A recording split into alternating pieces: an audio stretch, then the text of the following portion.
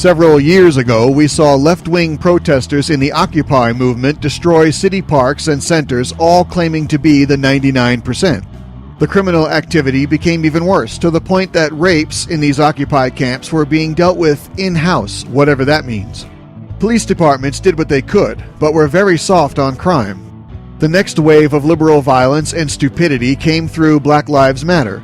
These were just flat-out rioters and thugs bent on destroying property and burning cities down, as liberal mayors were telling their police departments to let it happen.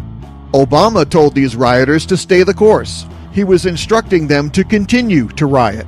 When crime goes unpunished, it gets worse. When violence is allowed to happen without any repercussions from law enforcement, it grows. Thanks to Obama, respect for the rule of law in America is at an all-time low. He's encouraged the violence and set examples of lawlessness himself.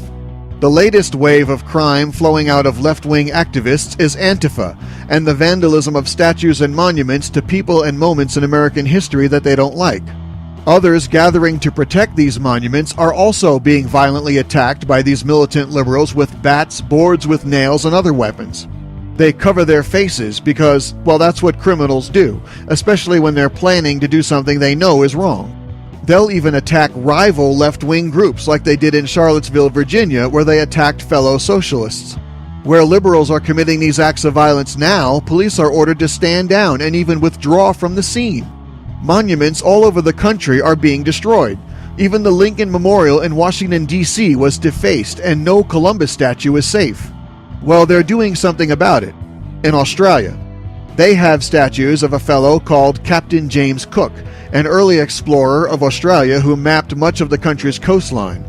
Several of his statues have already been vandalized. The Australian government is working to get ahead of this leftist problem by enacting some tough new laws. Any acts of vandalism are going to be met with strict, hefty fines and jail time. Australian Prime Minister Malcolm Turnbull said the Australian government would, quote, not stand by and allow vandals to rewrite or tear down our history. We should be proud of our nation's remarkable Australian history, not embarrassed by it. We should embrace it, not obliterate it.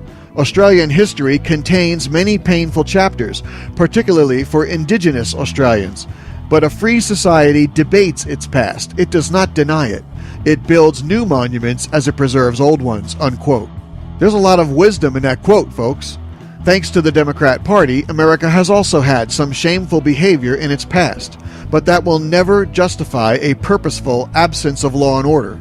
They're meeting the problem of liberal violence head-on in Australia. America should be doing the same thing. Thank you for listening. Don't forget to subscribe and donate at theraywarnershow.com.